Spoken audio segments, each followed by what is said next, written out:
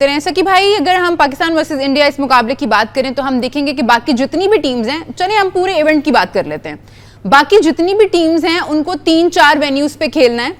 India का अगर हम देखें तो उनको एक ही वेन्यू पे खेलने हैं सारे मैचेस। वो अपने पहले मैच से पहले ही दुबई में मौजूद थे।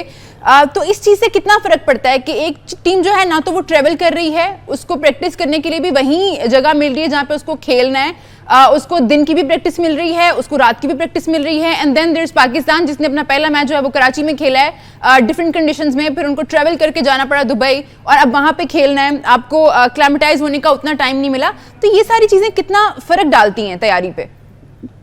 मैसिव फर्क पड़ जाता है इसमें। ट्रीटमेंट भी आप जो है वो पाकिस्तान को थर्ड क्लास किस्म की ट्रीटमेंट देते हो, इंडिया को आप फर्स्ट क्लास किस्म की ट्रीटमेंट देते हो, उनको पूरा प्रॉपर अपॉर्चुनिटी देते हो कि वो आप बेस्ट प्रेपरेशन कर सकें।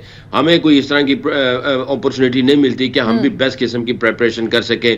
आपका रवैया जो है towards Pakistan and towards India, वो ज़मीन आसमान का फ़र्क है।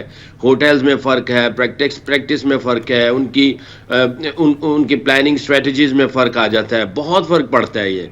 आप ये देखें ना, पाकिस्तान ने जहाँ तक मेरी इंफॉर्मेशन है, जहाँ तक मुझे पता है, जहाँ तक मैंने फाइंड आउट किया है कि पाकिस्तान को सिर्फ नाइट में प्रैक्टिस करने का मौका मिला है, डे का प्रैक्टिस करने का मौका ही नहीं मिला।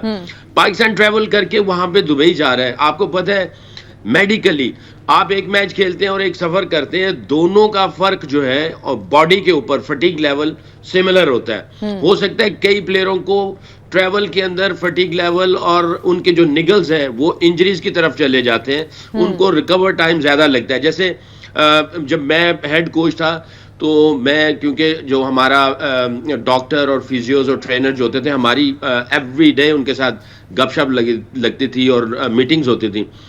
शाहीन को प्रॉब्लम ये होती थी जब भी वो सफ़र करके जाता था, जब उसको इंजरी हुई थी नी की, तो उसकी स्वेलिंग और बढ़ जाती थी। अगर एक हफ्ता वो ट्रेनिंग करता था, रिहैब करता था, बीच में एक सफ़र आता था स्पेशली फ्लाइंग वाला, तो उसकी जो है वो स्वेलिंग फिर वापस आ जाती थी। तो ट्रैवल जो है वो आपकी बॉडी के ऊपर, माइंड के ऊपर बहुत ज़्यादा फ़र्क डालता है। इंडिया बैठा हुआ है दुबई के अंदर मजे से, पाकिस्तान ही सफर करेगा और दूसरी टीमें जो है वो सफर करेंगी, ये मजे से बैठेंगी। आप इससे अंदाजा लगाएं ना जरा।